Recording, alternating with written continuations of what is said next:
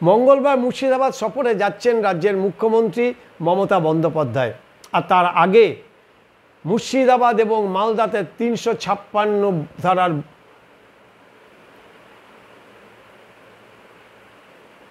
আগামী মঙ্গলবার মুর্শিদাবাদ সফরে যাচ্ছেন রাজ্যের মুখ্যমন্ত্রী মমতা বন্দ্যোপাধ্যায়। আর তার আগে মুর্শিদাবাদ এবং মালদাতে রাষ্ট্রপতি শাসন চেয়ে বোম ফাটালেন রাজ্যপাল সিবি আনন্দ বোস।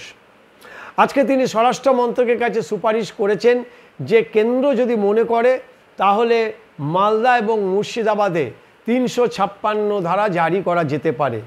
পুরো বিষয়টি যদিও কেন্দ্র স্বরাষ্ট্র মন্ত্রকের উপরে তিনি ছেড়েছেন, কিন্তু তা সত্ত্বেও তার এই সুপারিশকে কেন্দ্র করে রাজ্য রাজনীতিতে এখন তোলপাড় শুরু হয়েছে। তৃণমূলের অভিযোগ বিজেপির মন রাখতেই রাজ্যপাল এই ধরনের সুপারিশ করেছে, না হলে পুরো বিষয়টি বিএসএফের ওপরে ছেড়ে দেওয়া যেত, কারণ ইতিমধ্যেই বিএসএফ সেখানে মোতায়েন করা হয়েছে। অন্যদিকে বিজেপির তরফ থেকে যেটা অভিযোগ করা হয়েছে যে রাজ্য পুলিশের ব্যর্থতা, বিশেষ করে রাজ্যের পুলিশ মন্ত্রী তথা মুখ্যমন্ত্রী মমতা বন্দ্যোপাধ্যায়ের ব্যর্থতার কারণেই এই রাষ্ট্রপতির শাসনের সুপারিশ করেছেন রাজ্যপাল সিবি আনন্দ বোস। তার এই সুপারিশ আদৌ সংবিধান স্বীকৃত কিনা সেটা নিয়ে বিতর্ক রয়েছে বা সেটা নিয়ে একটা সন্দেহ রয়েছে, কারণ কোনো রাজ্যে পৃথকভাবে দু একটি জেলাতে এই ধরনের ৩৫৬ ধারা জারি করা যেতে পারে কি না সেটা আইনি বিশেষজ্ঞরা বলতে পারবে। কিন্তু কেন এই সুপারিশ করতে হলো? অনেকেই যেটা মনে করছে যে পশ্চিমবঙ্গের রাজ্য পুলিশের এমন একটা পরিস্থিতি বা এমন একটা অবস্থা হয়েছে যে তারা সামান্যতম কোনো অশান্তি তারা সামাল দিতে ব্যর্থ। বিশেষ করে যে জায়গাগুলিতে সংখ্যালঘু সম্প্রদায় বেশি রয়েছেন বা তারা সংখ্যায় বেশি রয়েছে, সেই জায়গাগুলিতে দেখা যাচ্ছে যে বাংলার পুলিশ কার্যত ঠুটো জগন্নাথের মতো। পুলিশকে মার খেতে হয়েছে, পুলিশের গাড়ি ভাঙচুর করা হয়েছে, একাধিক পুলিশ অফিসার আহত হয়েছেন, এমনকি আইপিএস লেভেলে পুলিশ অফিসার রক্তাক্ত হয়েছে, দুজন মানুষ খুন হয়ে গেছে, ভয়ে মানুষ মুর্শিদাবাদ ছেড়ে অন্য জেলায় আশ্রয় নিয়েছে। তারপরও রাজ্য পুলিশ কার্যত ঠুটো জগন্নাথ, কোনো পদক্ষেপ নেয়নি, কোনো প্রশাসনিক পদক্ষেপ নেওয়া হয়নি। বাধ্য হয়ে শেষ পর্যন্ত জেলা শাসক বিএসএফকে তলব করে এবং কেন্দ্রীয় বাহিনী সেখানে পাঠিয়ে পরিস্থিতি ধীরে ধীরে নিয়ন্ত্রণে নিয়ে আসা হয়েছে। যদি এখনও পর্যন্ত মুর্শিদাবাদের মানুষ, হিন্দু সম্প্রদায়ের মানুষ তারা ভয়ে রয়েছেন, একটা ভয়ের বাতাবরণ চলছে। রাজ্যপাল মুর্শিদাবাদ সফরে গিয়েছেন, সেখানে গিয়ে তিনি হালফিল যে পরিস্থিতি দেখেছেন তার উপরে ভিত্তি করে তিনি এই সুপারিশ পাঠিয়েছেন বলে রাজ্যপাল সূত্র থেকে, অফিস সূত্র থেকে জানানো হয়েছে।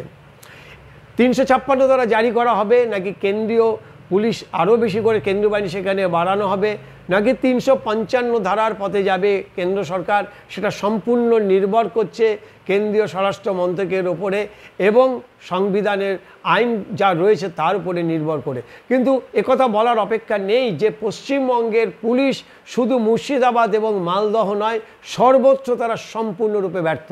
খোদ কলকাতার বুকে ওয়াকফ বিলকে কেন্দ্র করে যে তাণ্ডব চলেছে, তারপরে স্বাভাবিকভাবে কলকাতার মানুষও তারা আতঙ্কিত।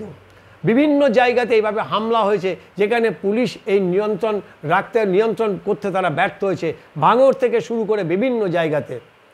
পরের দিকে পুলিশ যদিও লাঠিচার্জ করে কড়া পদক্ষেপ নিয়ে পরিস্থিতি সামাল দিতে পেরেছিল, কিন্তু তার আগে যা ক্ষতি হওয়ার সেটা হয়ে গিয়েছে।